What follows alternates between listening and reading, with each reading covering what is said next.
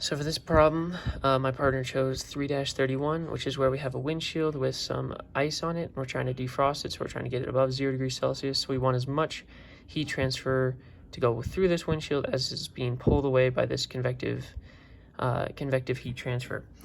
So we take this given K value, these given temperatures. The first step is to solve for the Q dot away from the window on a per area basis. So we divide this AC over and we get 200 times the temperature difference, which is 10 degrees Celsius, which gives us 2,000 watts per meter squared. Again, we're doing this on a per area basis. So then we know that 2,000 watts per meter squared must be coming through the window. So then we can solve for T2 here. So the Q dot conduction has to equal 1.4, which is the K value, times the temperature difference between this side of the window and this side of the window, and then divided by the length difference, which is 0.005 meters. So then we can solve for T2, and then we can solve for Q dot convection. Actually, this should be convection.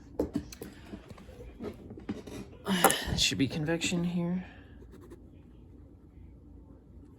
And that would be, this is the interior convection. So we have H times the cross-sectional area times the difference in temperature now between this temperature and then T2, which we just solved for, which is this value here.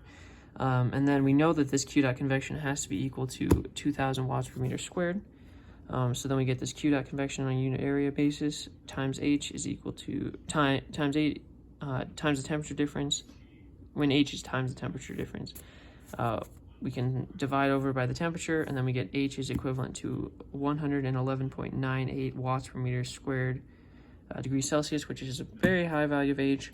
So there's got to be, this air has got to be moving pretty fast and circulating pretty quickly in order to keep this from icing over here.